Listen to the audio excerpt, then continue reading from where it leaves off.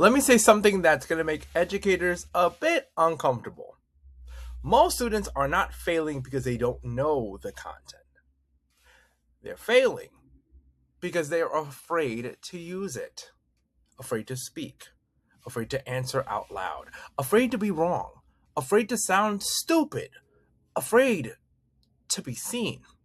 And the scariest part, we've normalized that fear as behavior, personality, confidence issues. So we keep trying to fix the wrong problem. If you're a student watching this, stay with me. If you're an educator, you might feel called out.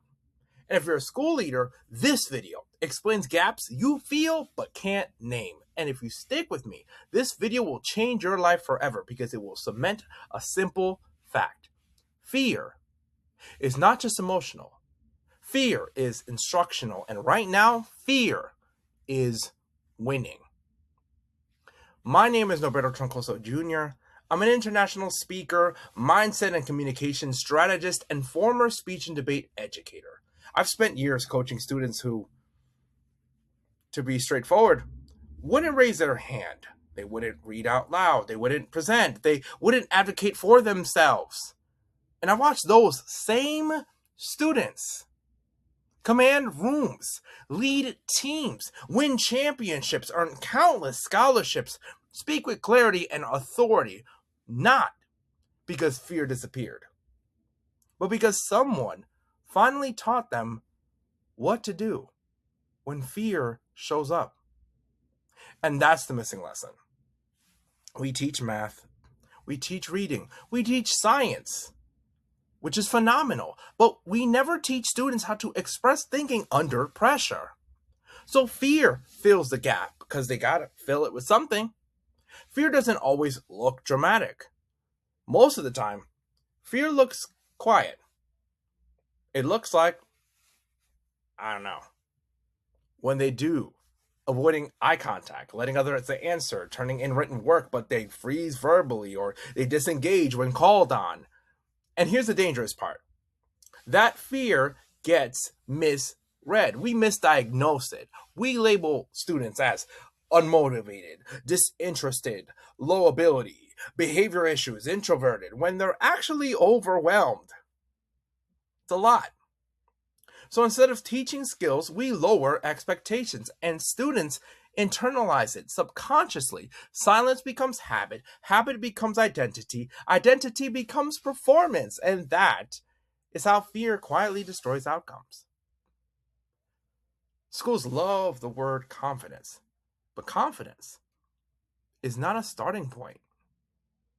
Confidence is a byproduct. Like, you don't get confidence and then performs. You perform imperfectly, repeatedly, again and again and again, and confidence forms after. So when we tell students, be confident, use your voice, speak up, we're skipping the middle. That middle is training, it's reps, it's habits, and without training, encouragement feels like pressure, like, get away from me. Like, let me tell you about a student I'll never forget. Brilliant, high grades, sharp thinker, but silent. Wouldn't speak in class, wouldn't volunteer, wouldn't present. Got the grades, but that's it. No, the teachers are just like, oh, they're just shy, they don't like attention. But the truth? They were terrified of being wrong out loud.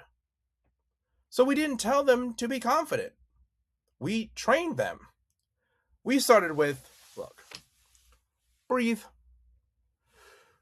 posture, eye contact, low stakes speaking reps, language for fear, name it. And slowly but surely, fear stopped being a wall and became a signal. Weeks later, this is the same student, but they have a new posture, a new outlook, a new framework. Same fear, different response. That's skill. Fear is information. It tells you something matters, that you're being seen, that you're stretching capacity.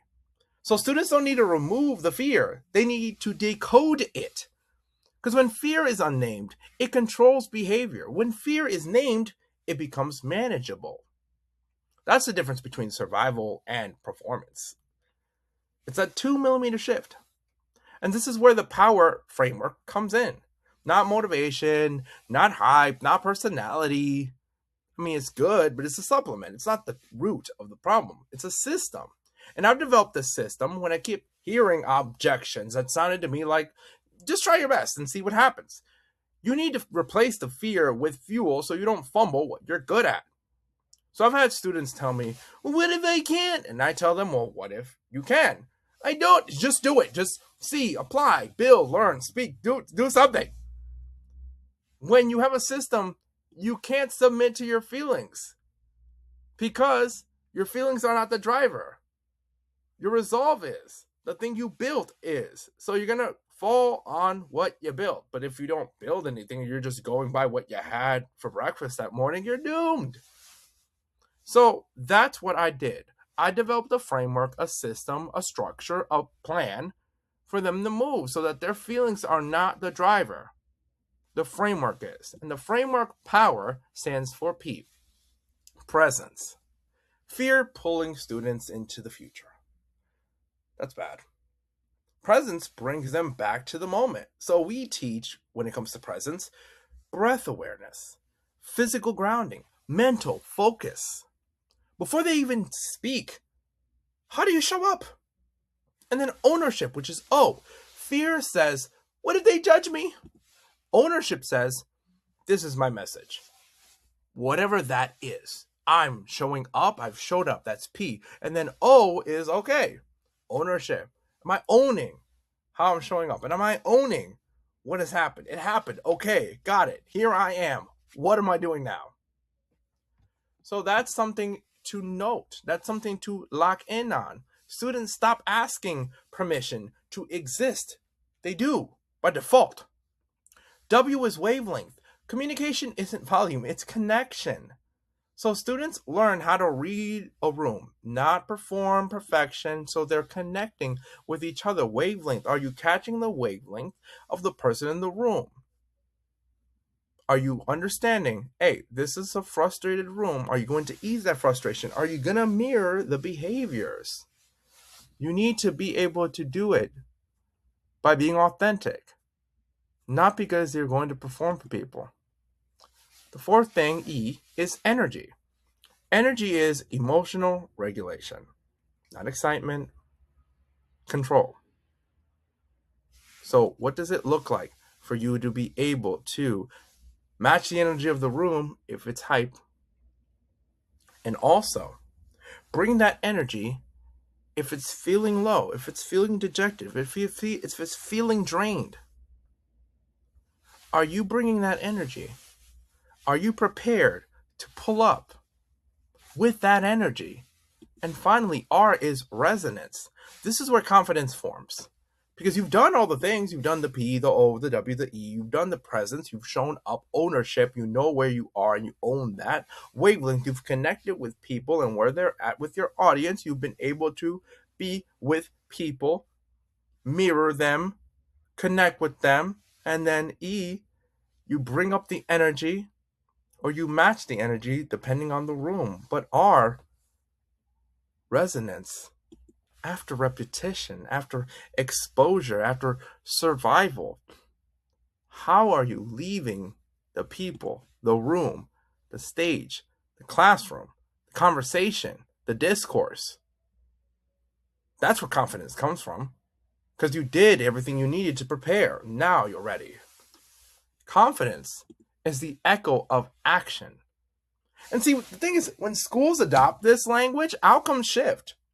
Like you start to see stronger discourse, increased participation, improved test explanation, better collaboration, leadership development from students.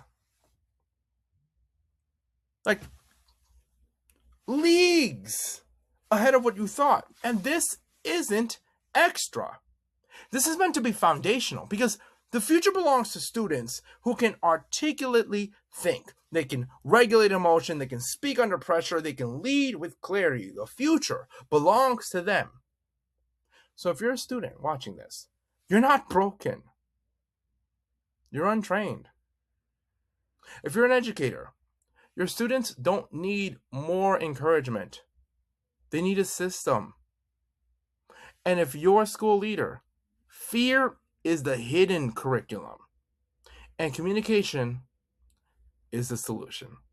So this year, we not stopping telling students to be confident. No, we stopping that. We teaching them how to speak with power, and we're telling them, do it scared.